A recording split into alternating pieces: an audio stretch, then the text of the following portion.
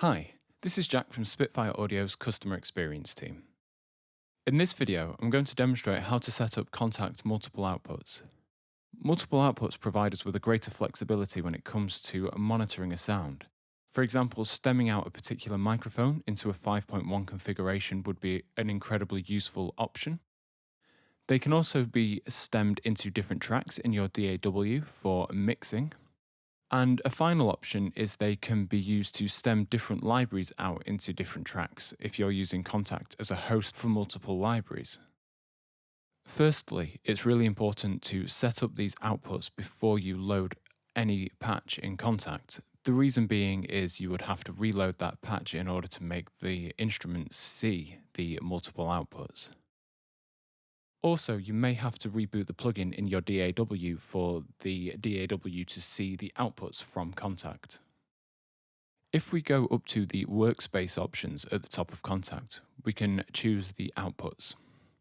By default, you'll see a stereo and 4 auxiliaries. The stereo is the default output to 1 and 2 of Kontakt. By clicking the plus button, we can increase the number of outputs.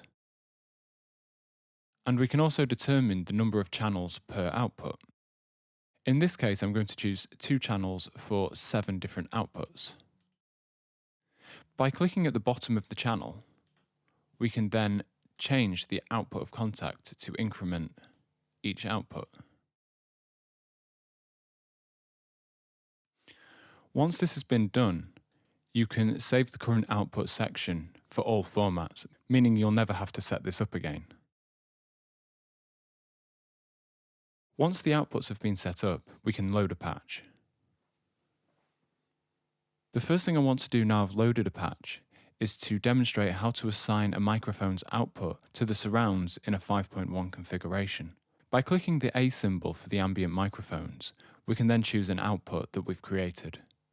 In this instance, I'm going to choose stereo number 2, which is routed to output 3 and 4 of Kontakt.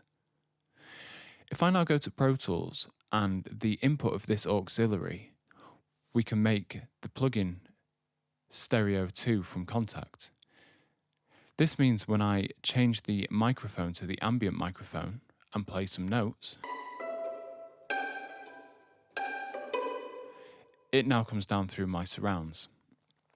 If I was then to change the output of this auxiliary to virtual 3 and 4, which is the surround setup in my configuration, I will then have the pizzicato outputting the ambient microphones in my surrounds.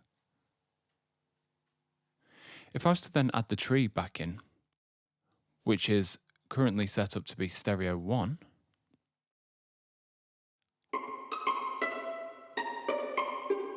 I now have the tree microphones in my LR and my room ambience in my surrounds. The next thing I want to demonstrate is loading a second instrument into this instance of Kontakt and keeping the outputs totally separate. By default, Kontakt naturally increments the MIDI channel. For the purposes of this demonstration, I'm going to leave MIDI channel set to number 2 because I want to control these libraries independently from one another.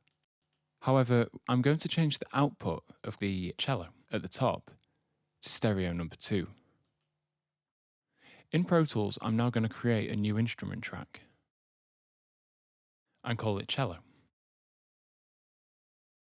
On this brand new cello track that I've created, we can change the input of it to be the Kontakt plugin stereo 2. This now means it's receiving the output of the cello track. On this instrument track, we now need to assign the MIDI input to be MIDI input number 2. This means this cello track now is completely isolated on its own, separate to the violin.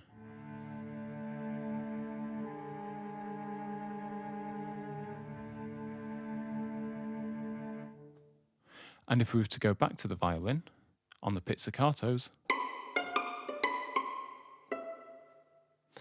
that track is also completely isolated.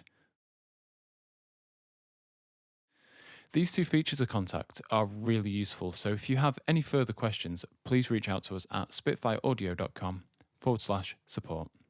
Thanks.